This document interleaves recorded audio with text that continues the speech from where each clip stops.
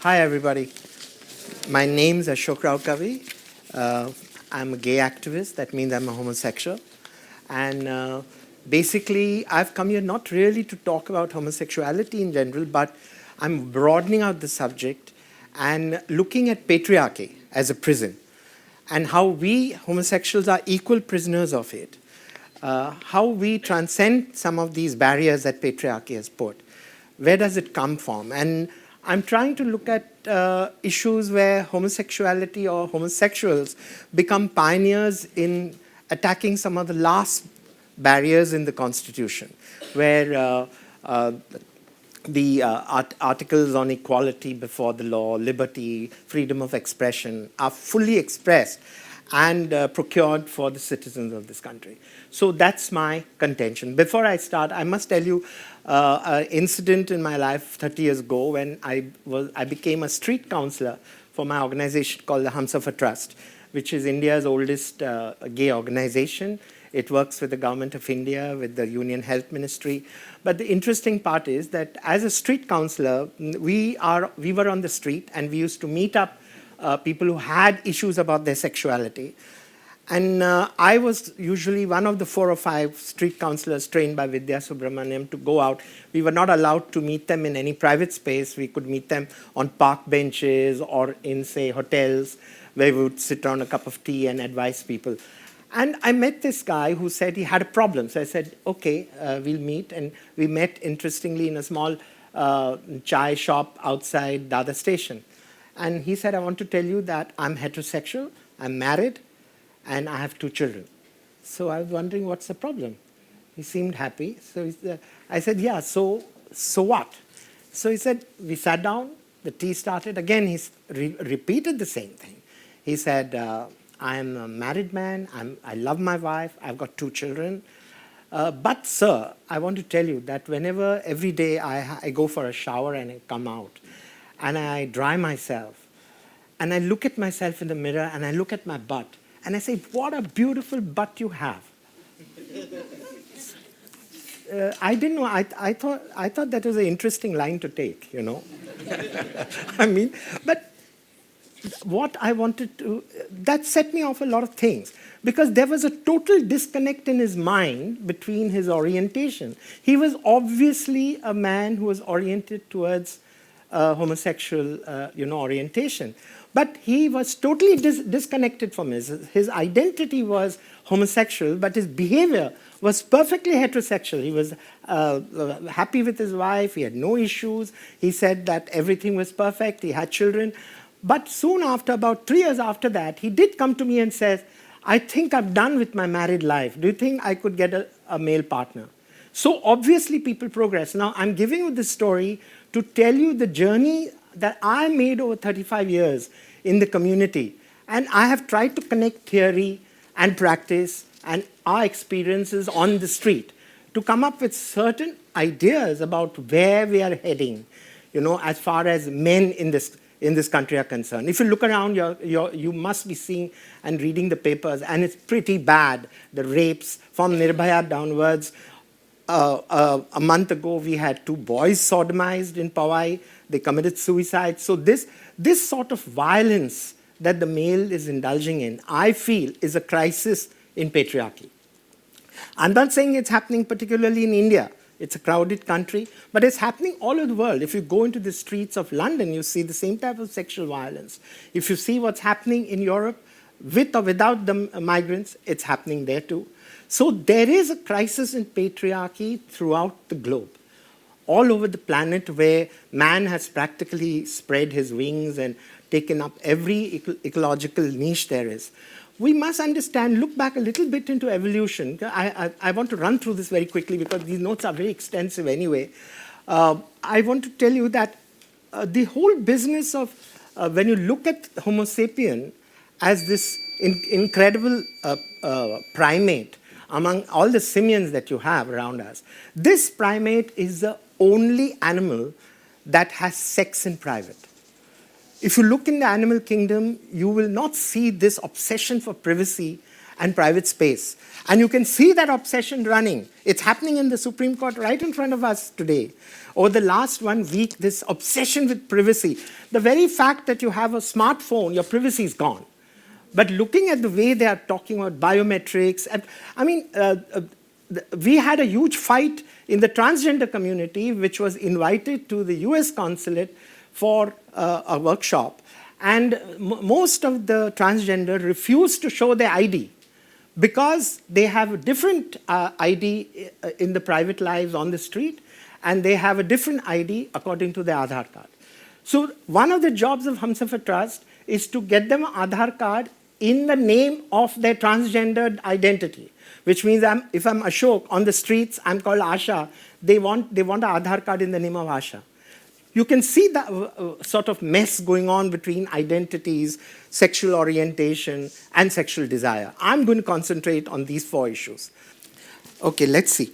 I want to say that I've come down from privacy, and according to me, privacy required a certain amount of spaces. That's why today we are spread all over the planet. Due to all types of expansion, wars, famines, displacement, man has spread all over the planet. And it's not just for space and for living that he's got there. He's got there because of privacy. He needs privacy for himself, for his sexual practices. And these sexual practices are very interesting because the more you look at sexual practices, right from Kinsey onwards to what we are doing in India, you'll be surprised at the number of kinks that human beings have. You know, what is it due to? Frankly, looking at sexual desire by itself, you know very well that it's something that this simian has. I think the Homo sapien is the only animal that breathes throughout the year. There's no such thing as a time when there's a breeding period or anything like that. We breed throughout the year. We have outbred every other species on this planet. And this sexual desire comes out in various ways. Now, I had to go back to a person called Michel Foucault, who is the father of the history of sexuality. He was a French gay man who died of AIDS much before ART ever came in. But if you read his 3 books on the history of human sexuality, you get to know really what is happening even today in India. You know, he introduced something called biopower. And that's interesting. Biopower he defines as the power that is within each human being that has a tendency to self-discipline the animal and understand its linkages to the rest of society. Now, biopower, according to me, sexual desire has to play out in society, and from that you get sexual behavior. But sexual behavior, according to Foucault, has these 2 arms, and one is called sexual orientation, and that means who you're attracted to. It's an outward centrifugal force. And then there is a sexual identity. Who am I? It's exactly the story I told you about this guy who was counseling. His orientation was clearly homosexual, but his identity was heterosexual. And if they don't match, that's where mental sciences come in. And that's the issue that is happening today, as far not just with the homosexual community, but I find even among heterosexuals, that there is an issue in the sense after they've finished with certain practices, I don't think married life really exists in India beyond a couple of years. At least most of my friends who were in class with me are either divorced or separated. And whenever I ask them, they say the spark's gone out of their lives. What does that mean? There's no sex anymore. So obviously, the sexual drive has ended up with sexual behavior. It's played itself out. Orientation is the direction in which you are attracted to another human being. That may be as powerful as possible. But the identity is an issue. I didn't know, for example, that in India, 8% of males are sexually attracted to animals. It's constant throughout the country. That's amazing. If we look at the homosexual orientation, for example, the surveys that were done in Chennai talked about 6 to 7% of the sexually active men who were permanent practicing homosexuals. But if you went across into, say, Rajasthan, there was another study done by Dindona and Ravi Verma, which put the number of men having sex with other men at between 11 and 18%. That's a hell of a lot. Where is this coming from? When we tried to find out, for example, the questionnaires that were there in public hospitals in Bombay, they were asking questions like, are you a homosexual? Have you had homosexual relations? The answer was no. But if you divided them up into 3 separate questions, there are many societies where men have sex with other men. Do you know of such men? Answer was yes. Are there any such men close to you? Yes. Has any such man made a pass at you? Because Indian men are very nice, you see. In films, you'll see only the women are tempting them. Otherwise, they're wonderful and pure. So the question has to be put the other way. He is a Vestal virgin. Did anybody make a pass at you? Answer was yes. That answer, that questionnaire came out with 22% in Sion Hospital. 22% of attendees in sexually transmitted infections were having sex with other men and not talking about it. It's a zone of so much silence that one of the chapters that I have written for a book called Yarana, which is a gay anthology in India, brought out by Penguin, it's called The Contract of Silence. What I wanted to say was that throughout you will see this type of stuff going on all around us. Nobody wants to talk about sexual practices that are very common, are going on right under our noses, are criminalized, marginalized, kept out of the realm of public discourse, and are not being looked into for the simple reason people will not talk about it because they do not want to see it.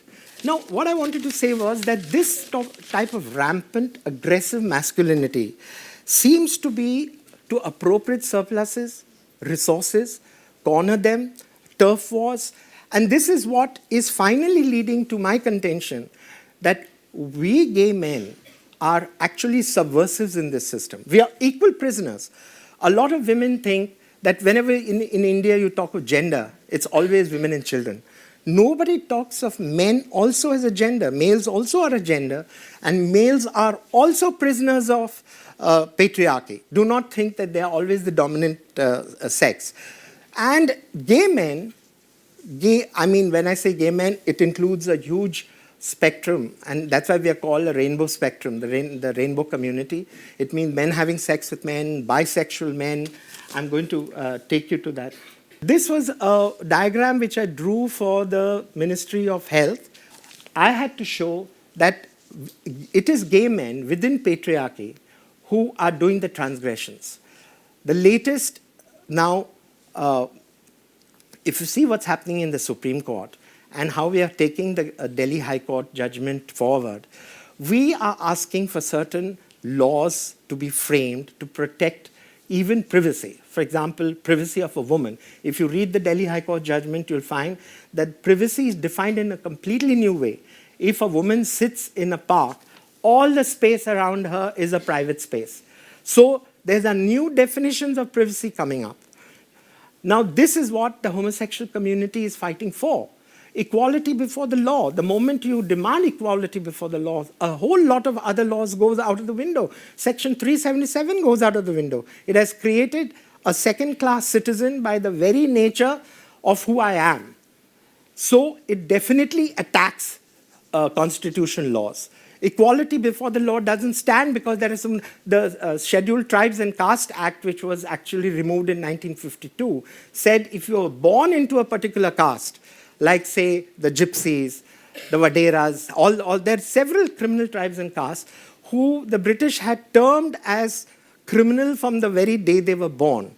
That had to be thrown out by Parliament in 1952. Very closely attached to that was Section 377. We've had huge issues. Just the Humsafar Trust, just to pay their employees, has to have a fight every day with banks.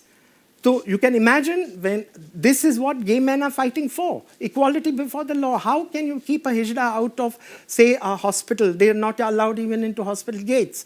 And they happen to be the most visible sexual minority in this country. If you see what was happening when the transgender bill is about to be passed this month, and it is the most ridiculous bill. There's going to be a screening committee before which you have to go, and they're going to physically examine you and find out whether you're a hijra or not, or a transgender, which is insulting. Who the hell is anybody in government or in a court to try and certify whether I am something or the other? I am a citizen of this country. Whether I pay income tax or not, I am a citizen of this country, I have to be treated equal before the law. According to me, only gay men will be able to fight this out. This is the last frontier. I don't see other human rights activists even interested. Even the feminists, I must tell you, the Justice Verma Committee, which met after the Nirbhaya case, we made a deputation to Justice Verma that there should be rape should be gender neutral. And you'll be surprised, the feminist groups attacked us and said, in a patriarchal society, men can never get raped. Now, you and I know that it is happening. It's happening in jails. It's happening in crowded places. Any homosocial place where more men are there. There is bullying of men. There is sexual abuse of men. That is not being taken into consideration. Does it require a gay man to point this out? That is something that is so obvious. So again, I wanted to say, I'm coming back to this, and this is the great MSM circle that Humsafar Trust has created for the Ministry of Health. And it was basically done to see that it's not a monolith, that it's a very pluralistic world. And from this comes my little motto, that because it is such a pluralistic and diverse world, it's a very shadowy world. How many of you know how many homosexuals there are in this country? According to me, the estimate is between 28 and 32 million adults, and that's not a small number. Now, if they are there, they're definitely all within this circle. You'll observe large parts of this yellow circle are not populated because we don't know what types of men are there who have sex with other men. But we know some sort of topography of this. The ones on top are all males whose gender is different from in which they were born. These are male-born sexual minorities who feel they are women or females. All the others at the bottom, you'll see Kotis, Pantis, gay-identified. These are males whose identity is based on behavior. Say someone like me. I don't look like a woman, I don't behave like a woman, but I am attracted to other men and I have sex with other men. So these are the ones below. There are subdivisions there, but don't bother with it. I'll tell you later on, outside when I meet you. On this side are men whose vulnerability comes because of their workplace intervention. You know, in the sense, say, cleaners of lorries, film extras who are exploited just like the women, you know, are. Then there are, every big city in India has masseurs who not just offer massage, they also offer sex. And boys in dancing bars. Do you know that in the dance bars in Bombay, 20% of the girls are actually cross-dressing boys who dance very well indeed as women? So on this side, we have prison populations, bisexual, who may be behaviorally bisexual, or there might be identity as a bisexual. And then right down the center, you have a bridge where effeminate males in traditional Indian society usually travel towards Hijra cultures. In the Hijra cultures itself, these are all male-born. Do not think Hijras, 80% of Hijras have got their male organs, are functional males who can have sex with women, but they cross-dress and do not gender identify as males. That's a different cup of tea altogether.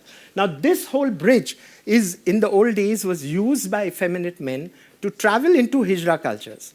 They were never kidnapped. They went there, and I could tell you stories. There's no time. So I would like to tell you that these are the types of men who are now fighting battles for the last frontier, what we have to achieve in the Constitution. Thank you.